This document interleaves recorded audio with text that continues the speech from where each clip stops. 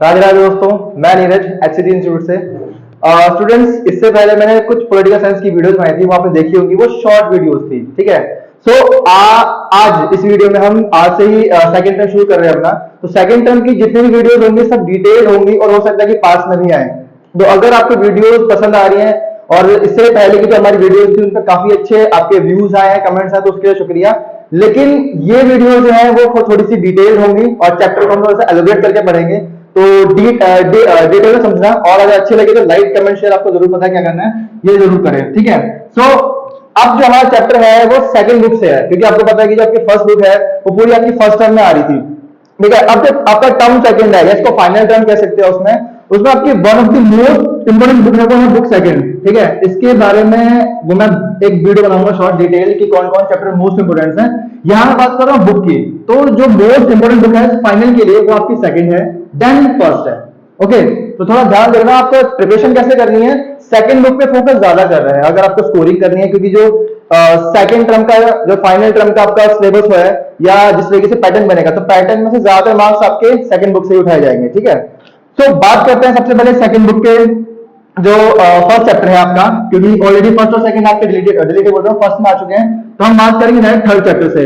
वैसे ये third chapter है, लेकिन अकॉर्डिंग टू टर्म सेकंड ये आपका फर्स्ट चैप्टर बनेगा, दैट इज नियोजित विकास की राजनीति। ओके। तो इंग्लिश मीडियम में उनके लिए है प्लान डेवलपमेंट। तो फर्स्ट ऑफ ऑल हम टाइटल का मतलब समझते हैं, क्योंकि अगर आपने बेसिकली टाइटल का मतलब समझ लिया तो चैप्टर समझने में कोई दिक्कत नहीं आएगी, ये गारंटीड है। ठीक है। तो सबसे पहले बात करते हैं कि नियोजन किसे कहते हैं। नियोजन इंग्लिश में मतलब प्लानिंग। ठीक है ना। व्हाट इज द मीनिंग, क्या है नियोजन का, या नियोजित विकास किसे कहते हैं, या फिर इंग्लिश में कहें तो प्लान डेवलपमेंट क्या होता है। तो प्लान डेवलपमेंट का मतलब इस तरीके का विकास जिसमें से हम आने वाली इतनी प्रॉब्लम्स है आपकी, इन फ्यूचर जितनी भी प्रॉब्लम आने वाली है, समस्याएं आने वाली है, इनका सॉल्यूशन पहले से निकाल लेते हैं। जैसे अगर मान लिया आप किसी ट्रिप पे जा रहे हैं, ठीक है, तो ट्रिप पे कैसे जाना है, आपको फर्स्ट कहां जाना है, कौन सी ट्रेन पकड़नी है, या बस किस तरीके से लेनी है, होटल्स किस तरीके से लेने हैं, उसके बाद इस सिचुएशन आपको होटल ना मिला तो कहां स्टे करना है। इट मींस क्या कह रहा है, आपको सब प्री प्लान करना पड़ता है, दैट इज कॉल्ड प्लान्ड या प्लान, एक तरीके से वर्क, ऐसा काम जो कि पहले से आपने प्री प्लान किया हो। जैसे कि कभी कभार आप देखना होगा, आप किसी भी प्लान के लिए प्लान ए प्लान बी लेके चलते हैं, क्यों, क्योंकि आपको पता है बाय चांस आपका प्लान ए फेल हो जाए तो प्लान बी उस पर वर्क कर सके। तो इसी को हम नियोजन कहते हैं। नियोजन का मतलब प्लानिंग, ठीक है ना, या प्लान। ये वर्ड आपने बहुत सुना भी होगा, बट इसको लिखने में थोड़ी सी दिक्कत आती है जब आप इसको एक्सप्लेन करते हो। कि एक क्वेश्चन आता है 2 नंबर में, शॉर्ट में भी कभी पूछ लेते हैं कि नियोजन का अर्थ क्या है, या व्हाट इज प्लान डेवलपमेंट, या नियोजित विकास किसे कहते हैं, या प्लान डेवलपमेंट क्या होता है। तो आप बताओगे कि नियोजित विकास इस तरीके का विकास होता है, या इस प्रकार का विकास जिसमें हम आने वाली समस्याओं को या आने वाली समस्याओं का समाधान पहले ही ढूंढ के रखते हैं, इसको बोलते हैं नियोजित विकास। ठीक है। अब बात करते हैं कि नियोजन जरूरी क्यों है, या नियोजन इसकी नीड क्या है, हमें इसकी जरूरत है क्या। तो जरूरत की बात कही जाए, देखो अगर बेसिकली है, अगर कोई भी वर्क है या कोई भी काम है आप प्लानिंग से नहीं करोगे तो कहीं ना कहीं आपको प्रॉब्लम फेस करनी पड़ेगी। आप ऐसे तो है नहीं, सपोज दैट आप एक ट्रिप पे जा रहे हो, ठीक है, आप फैमिली ट्रिप पे जा रहे हो, फैमिली को लेके जा रहे हो, और आप यहाँ से कुछ करके नहीं गए कि आपको कैसे ट्रेवल करना है, कहाँ बुकिंग करनी है, क्या नहीं करना, कैसे होटल्स करने, कुछ नहीं पता। बट एंड टाइम पे जाके, मेन टाइम पे जाके आपको होटल्स नहीं मिल रहे हैं, टिकट्स नहीं मिल रही हैं, या बुकिंग्स नहीं है आपकी, तो क्या होगा, प्रॉब्लम आपको फेस करनी पड़ेगी ना। तो सिंपल सी बात ये क्या है कि भाई आपको हर एक चीज के लिए प्री प्लान होना पड़ता है, प्लान ए प्लान बी लेके चलना पड़ेगा। तो ऐसे ही हमारी गवर्नमेंट है। तो गवर्नमेंट भी क्या करती है, जब भी कोई नई गवर्नमेंट आती है तो क्या करती है कि वो 5 ईयर प्लान बनाती है, आपका 5 ईयर प्लान बनाती है। इसके बारे में आपने पढ़ा होगा, नहीं पढ़ा तो आपकी स्टार्टिंग है। 5 ईयर प्लान को बोलते हैं पंचवर्षीय योजनाएं, जो आपके 5 साल के लिए बनाई जाती है, 5 वर्षीय योजनाएं। इंग्लिश में इसको 5 ईयर प्लान बोलते हैं आपको, ठीक है, ये मैंने लिख रखा है, 5 ईयर प्लान होते हैं। और अब तक आपके मतलब आजादी से लेकर लगा लो अब तक 2017 तक आपके 12 5 ईयर प्लान हो चुके हैं। लास्ट आपका 2017 तक था, बट उसके बाद कोविड लग गया, तो वो एक तरीके से मतलब 13 था वो आपका 13 आपका 5 ईयर प्लान था, जो कि आपका 2017 से स्टार्ट होना था। 17 18 19 20 21 22 और 23 भी लगा सकते हो, तो 23 से लगा लो, ये आपका 13 5 ईयर प्लान था, बट वो किसी वजह से कोविड की वजह से वो डिले हो गया, तो उसको हम काउंट नहीं कर सकते। लेकिन अब तक आपके 12 5 ईयर प्लान हो चुके हैं, यानी कि 12 पंचवर्षीय योजना हो चुकी है। पंचवर्षीय क्यों बोलते हैं? क्योंकि ये 5 साल के लिए बनाई जाती है। मतलब एक गवर्नमेंट ये डिसाइड करती है कि हमें इन 5 सालों में कौन कौन से डेवलपमेंट करने हैं, किस किस कैटेगरी में, किस किस क्षेत्र में डेवलपमेंट करना है। फिर चाहे आपका स्वास्थ्य क्षेत्र हो, चाहे आपका एजुकेशन सेक्टर हो, या कुछ भी हो, हर एक कैटेगरी को डिवाइड करते हैं और 5 साल के लिए एक टर्म डिवाइड करते हैं कि हाँ हमें इन 5 सालों में ये काम करने हैं। इसी को ही हम पंचवर्षीय योजना बोलते हैं, या फिर कहते हैं उसको 5 ईयर प्लान कहा जाता है। क्लियर है? अब मैं इसके बारे में बता क्यों रहा हूं, पहले वो समझ लो।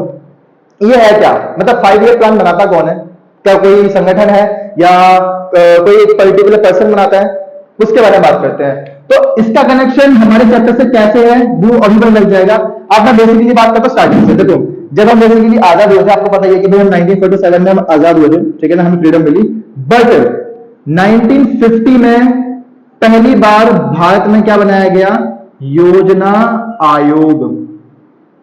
ठीक है, अब बात करते पहले है क्या, इसके हेड वेड के बारे में मैं बाद में बताऊंगा आपको। योजना आयोग है क्या? अब देखो इससे पहले तो आपको पता है कि भारत में कभी भी लोकतंत्र था ही नहीं, यानी डेमोक्रेसी कभी थी नहीं, ये आपको पता होगा। क्योंकि लोकतंत्र या डेमोक्रेसी यहाँ पे लेके कौन आया? यहाँ पे लेके हैं ब्रिटिशर्स। क्योंकि इंडिया में कभी भी लोकतंत्र था ही नहीं, इंडिया में बेसिकली सिर्फ और सिर्फ राजतंत्र था। ये आपने ऑलरेडी मूवीज वगैरह में देखा होगा कि सिर्फ और सिर्फ हमने राजतंत्र को फॉलो किया है। लोकतंत्र यानी कि डेमोक्रेसी है, ये ब्रिटिशर्स लेके आए थे, ये हमारे देन नहीं है, ये ब्रिटिशर्स ने दिया। और यही रीजन था कि कहीं ना कहीं आजादी के बाद जो हमारे थोड़े ऑर्थोडॉक्सी लोग थे या रूढ़िवादी सोच के लोग थे, उन्होंने लोकतंत्र या कॉन्स्टिट्यूशन को अपनाने से मना कर दिया कि भाई हमें कॉन्स्टिट्यूशन नहीं चाहिए। ठीक है ना, ये आपने ऑलरेडी पढ़ा होगा, सेकंड बुक का फर्स्ट चैप्टर है, जिसमें आपको पता है कि 565 रजवाड़े हैं आपके। ठीक है ना, रजवाड़ों के बारे में पढ़ा होगा। रजवाड़े वो एरिया होते हैं जहां पे राजा रूल करता है। क्लियर है? तो आजादी के बाद 565 हमारे पास ये थी प्रेसिडेंसी। ठीक है ना, रजवाड़े थे, इन्होंने मना कर दिया था कि भाई हमें कॉन्स्टिट्यूशन एक्सेप्ट नहीं करना है, हमें बिल्कुल फ्री रहना है या इंडिया से बिल्कुल अलग रहना है। ये रजवाड़े थे। और इन रजवाड़ों को एक कर किसकी भूमिका थी? आपको पता होगा, सरदार वल्लभ भाई पटेल। ठीक है ना, जिनको हम आयरन मैन बोलते हैं। तो उन्होंने इनको कन्विंस किया, तब जाके इन्होंने जो वो था क्या कहते हैं कॉन्स्टिट्यूशन को एक्सेप्ट करने के लिए एग्रीमेंट बनाया गया था, उस एग्रीमेंट में उन्होंने साइन करे थे। क्लियर है? तो कहने का मतलब इनकी थिंकिंग भी ठीक है। इनका मानना क्या था कि जो कॉन्स्टिट्यूशन है, कॉन्स्टिट्यूशन हमारी देन नहीं है, ब्रिटिशर्स की देन है। तो हम क्या कर रहे हैं? उन्हीं की ही स्टेप्स को फॉलो कर रहे हैं। तो इनका मानना कि हम सिर्फ ये जो राजतंत्र चलता हुआ उसको फॉलो करें। अब बात करते हैं योजना आयोग। सेम सिचुएशन यहाँ बनी योजना आयोग की, क्योंकि योजना आयोग भारत में पहले कभी था ही नहीं। सिंपल सी बात है, जब हम आजाद हुए, आजादी से पहले तो चलो ठीक है राजतंत्र था, तो उसके 2 साल अंग्रेजों ने हम पे राज किया। अब बात आती है 1947 के बाद, जब हम आजाद हो गए, तो भाई जो हमारे थोड़े से एजुकेटेड पर्सन थे, जैसे कि जवाहरलाल नेहरू हो गया या महात्मा गांधी हो गए, ये सब योजना आयोग के फेवर में थे। योजना आयोग है क्या? अब बात करते हैं इसके बारे में। योजना होती है प्लानिंग। ठीक है ना, आयोग मतलब होता है संगठन, एक ऐसा कैटेगरी, एक ऐसी ऑर्गेनाइजेशन जो कि प्लानिंग बनाएगी, प्लानिंग करेगी कि हाँ हमें क्या क्या करना है इस 5 साल में, इस 2 साल में हमें करने क्या है। तो योजना आयोग एक संगठन है एक तरीके से। ठीक है ना, जो योजना बनाता है किसके लिए? नॉर्मली अपनी जनता के लिए। ठीक है ना, तो भारत में पहली बार योजना आयोग 1950 में बनाया गया था, ध्यान रखना। अब योजना आयोग का काम, ये मार्क्स आपका 4 मार्क्स में भी आ सकता है क्वेश्चन आपका, और ये 6 मार्क्स में भी आ सकता है। क्लियर? तो योजना आयोग होता क्या है? ठीक है, तो योजना आयोग का जो सबसे पहले हेड होता है वो होता है आपका प्रधानमंत्री। ध्यान रखना, तो उस टाइम पे आपके जवाहरलाल नेहरू थे, तो वो योजना आयोग के हेड थे। ठीक है, तो प्रधानमंत्री ही ये आयोग का हेड होता है और वो डिसाइड करता है कि हाँ हमें इन 5 सालों में कौन कौन से काम करने हैं। तो ये होता है योजना आयोग का काम। इसमें सभी चीजें आती है, ध्यान रखना। इसमें आपका स्वास्थ्य भी आएगा, मतलब हेल्थ से रिलेटेड चीजें, या एजुकेशन सेक्टर भी इसी में आ जाएगा आपका, चाहे आपका इकोनॉमिकल डेवलपमेंट है, सब चीजें जो है वो योजना आयोग के अंडर में आ जाएंगी कि हाँ हमें इन सेक्टर में ये चीजें डेवलपमेंट करनी है। ठीक है, और ये कम से कम 5 साल के लिए होता है। ठीक, 5 साल के लिए। अब बात करते हैं इसी में, इस चैप्टर में आपके, इसी चैप्टर में आपका नया टॉपिक है, जो न्यू एड ऑन टॉपिक है, वो है आपका नीति आयोग। ठीक है, नीति आयोग के बारे में आपने पढ़ा होगा। नीति आयोग ये आपका नया एड ऑन टॉपिक है, ध्यान रही। अभी क्या है देखो, योजना आयोग शायद आपको दिख नहीं रहा होगा, मैं इसको इरेज करके ऊपर लिखता हूं। तो नीति आयोग के बारे में बताता हूं आपको। ये आपका इस चैप्टर में एड ऑन टॉपिक है। ठीक है, एड, ये आपका एड ऑन टॉपिक है नीति आयोग। अब नीति आयोग है क्या?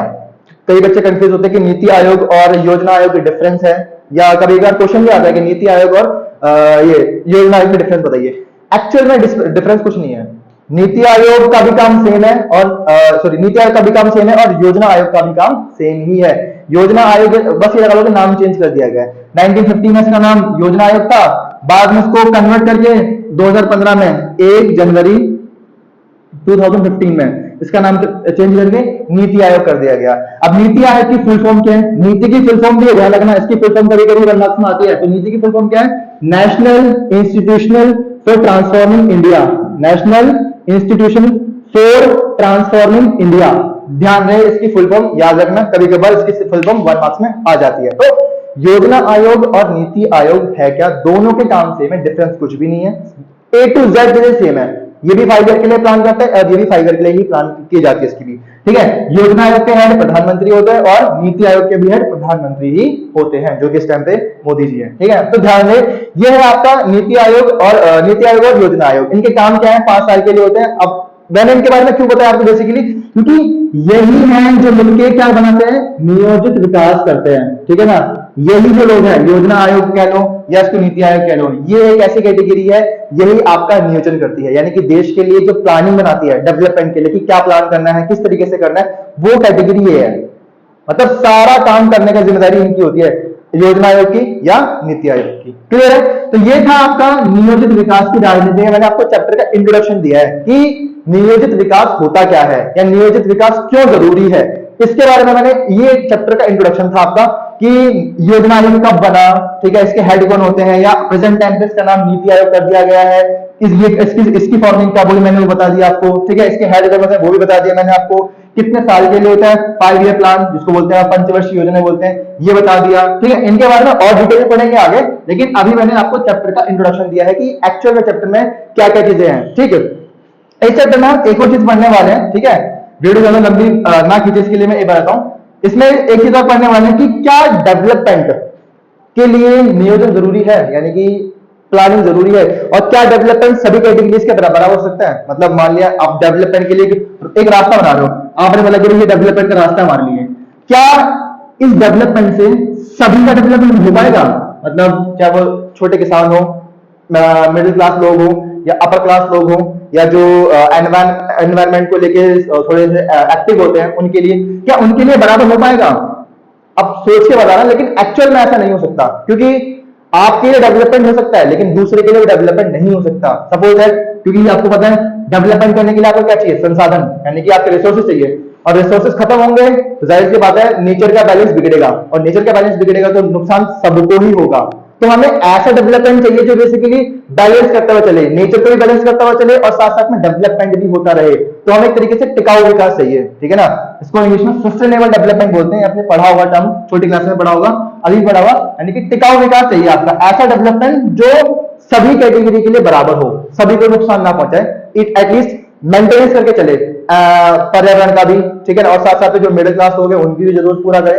तो अब हमें इस चैप्टर का जो मेन थीम है ना वो यही है कि डेवलपमेंट होता क्या है, क्या डेवलपमेंट दोनों कैटेगरी से हो सकता है या एक कैटेगरी के लिए जरूरी है, या सभी कैटेगरी को फायदा पहुंचाए, ऐसा कोई डेवलपमेंट है या नहीं। तो हमें इस चैप्टर में ये चीजें पढ़नी है। तो आज की इस वीडियो में मैंने सिर्फ और सिर्फ आपको चैप्टर का इंट्रोडक्शन दिया है, ठीक है। ध्यान रखना ये सिर्फ इंट्रोडक्शन है, डिटेल हम चैप्टर डिटेल में पढ़ेंगे। तो ये चैप्टर का आज सिर्फ इंट्रोडक्शन था कि हमें एक्चुअल में पढ़ना क्या है, ठीक है। तो अगर आपको वीडियो पसंद आई है तो लाइक कमेंट शेयर जरूर करना, और जितना हो सके पहले की वीडियोस भी देख लेना, क्योंकि उनसे भी कुछ ना कुछ आपको इन्फॉर्मेशन मिलेगी।